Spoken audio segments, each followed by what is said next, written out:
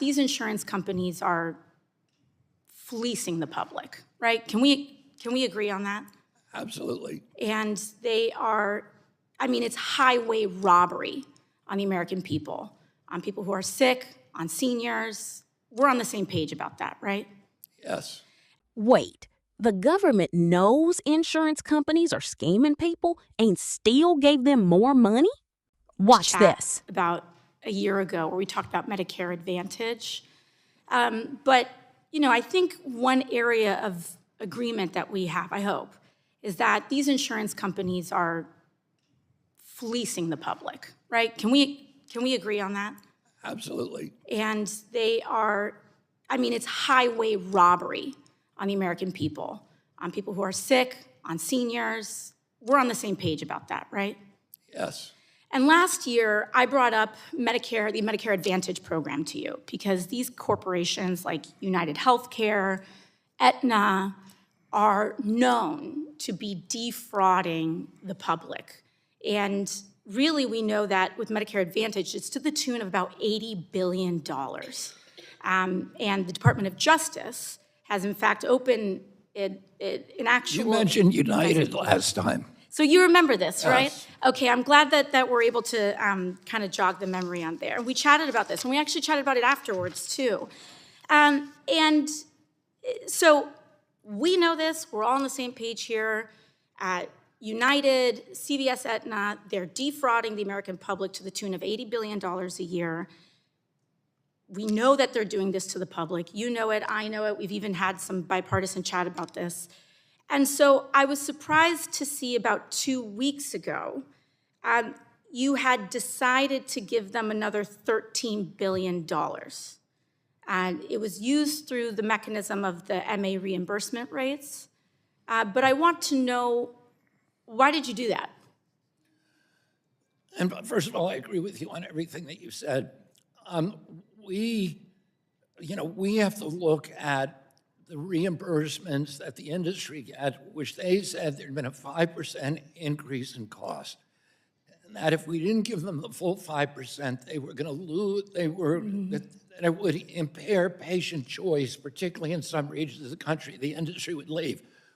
We gave them a 2% raise. Right. And I hear what you're saying, Mr. Secretary, that the industry is saying that they're increasing these costs, but the industry is defrauding the public. So we know they're lying. We know they're lying through even their mechanisms. They are upcoding. They are telling us, the public, the government, Medicare, our systems, that people are sicker than they are so that they can get more money. They're lowering their reimbursement rates. They're increasing denial. So we know that these folks are lying. We know that they're bad actors. And if I'm hearing you correctly, we are giving them more money because they're saying that they need it? Can I answer the question? Yeah. First of all, I appreciate everything you've done, and you speaking out about upcoding. We are ending upcoding. We're using AI now to detect it, to prosecute it, and to end it. Yeah, they're lying, but my job as HHS secretary, I have to balance the impact on patients if there are no options in those areas. So we'll do a lot to verify. We don't trust. We do a lot to verify. And I hear what you're saying. I mean, even when you talked about that 2%, it's something that I found interesting too, because that 2.48% wasn't initially what you were going to go for. You had announced in January that, in fact, CMS had proposed an increase of 0.09%, Yeah.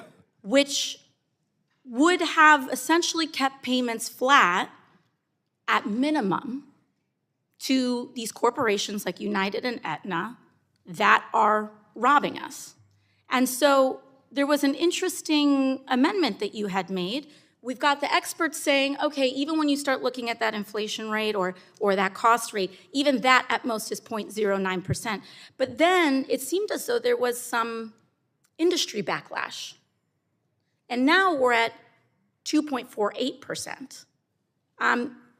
We're giving them $13 billion when they are stealing $80 billion a year as it is. I say we let them eat it. Why not? Well, you can see from what we originally published what our intention was, to give them essentially nothing. Okay. And we got a huge blowback, not only from the industry, but providers and everybody else who said, we are going to experience closures, we're going to experience places where you cannot get insurance. It is going to leave all these patients high and dry. We did our own investigation, and you can look at healthcare costs. Representative, It did time's increase up. by- And you can, Anyway, I'm I letting the really secretary- appreciate you giving me a chance to answer questions. I can't thank you enough for that. Appreciate it. This actually happened. During a government hearing, it was openly admitted that major insurance companies are overcharging and exploiting the system to the tune of about $80 billion every single year. We're talking about tactics like upcoding, basically making patients look sicker on paper so they can collect more money from Medicare. And here's the wild part.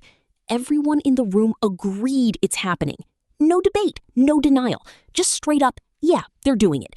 So naturally, you'd think the next step is to crack down, right? Hold them accountable, cut the funding, stop the money flow. But that's not what happened. Instead, the government increased their payments by about $13 billion. Why? Because these same companies warned, if you don't pay us more, we might leave certain areas. And if they leave, millions of people, especially seniors, could lose access to healthcare plans. So now the government is stuck in a tough spot. Do you punish bad actors, even if it risks people losing coverage? Or do you keep the system running, even if it means rewarding companies accused of exploiting it? One side says, this is highway robbery, stop paying them. The other side says, if they disappear, patients suffer. So in the end, they chose stability over accountability. But here's the real question. If you know the system is being abused, at what point do you stop funding it? Or do you just keep paying because the alternative is worse?